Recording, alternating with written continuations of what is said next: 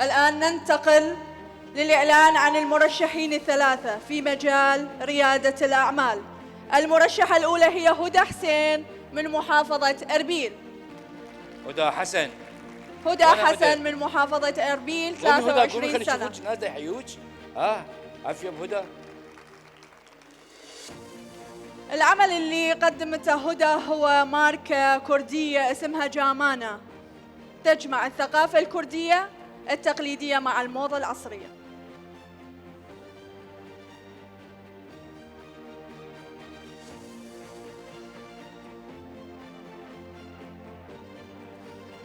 المرشحة الثانية هي شيوة أبو بكر علي من السليمانية، تبلغ من العمر 25 سنة.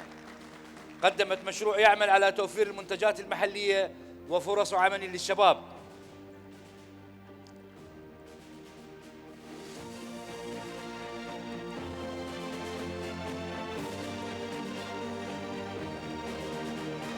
أما المرشح الثالث فهو أمير ستار. خلينا نشوفك أمير. أمير من محافظة السليمانية وعمره 24 سنة. أمير اشتغل على المشروع إلكترونياً وقدر ينشر الكثير من الفيديوهات حول هذا النشاط.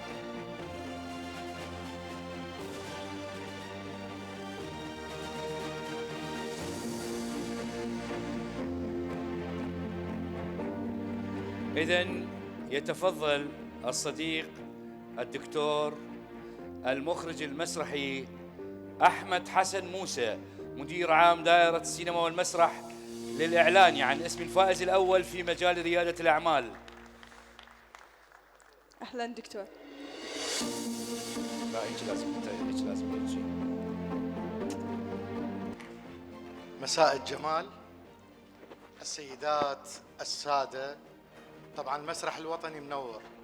واحدة من الأشياء اللي نتحدث عنها اليوم حقيقة كمدير عام دائرة السينما والمسرح، أنا أتقدم بالشكر الجزيل لروانجا، ليست فقط على هذه الفعالية، على هذا التكريم، على هذا الدعم للشباب، لكن الآن قدموا للمسرح الوطني كل هذا الجمال اللي تشوفوه بمحبة عالية. قدموا جمال الوطني ودخلت كردستان إلى المسرح الوطني، فمرحبا بكردستان. شكرا روانجا. الآن أكيد راح يبدأ القلق، بس قبل ما يبدأ القلق أكو قضية كلش مهمة للشباب أقولها. مو شرط أنه تكون أنت الفائز الأول أو الثاني، يكفيك أنه دخلت المنافسة. هذه الحياة هي عبارة عن درب ال1000 ميل، تبدأ بخطوة، فخطوة بعد خطوة. وبارك للجميع طبعا. طبعا لازم موسيقى وضربات قلب وقلق.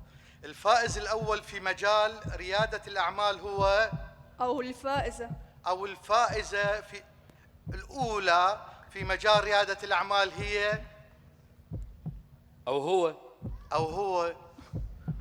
هي. منو هي؟ الجميل أمير ستار. مبروك. ألف مبروك.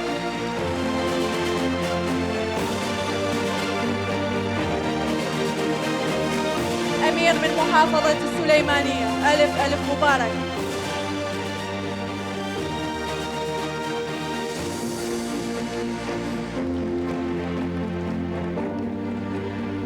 شكرا جزيلا للدكتور أحمد حسن مدير عام دائرة السينما والمسرح.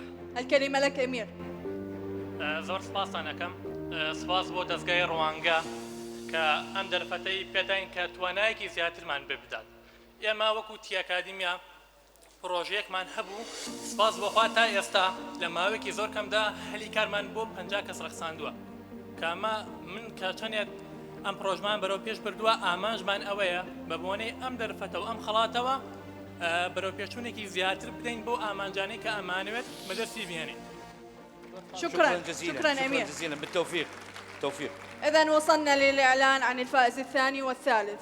الفائز الثاني راح يعلن الأستاذ جبار جود. الفائز الثاني هو أو هي هدى حسن. تحية لهدى. إذن الفائزة الثالثة هي شيوة أبو بكر. ألف مبارك.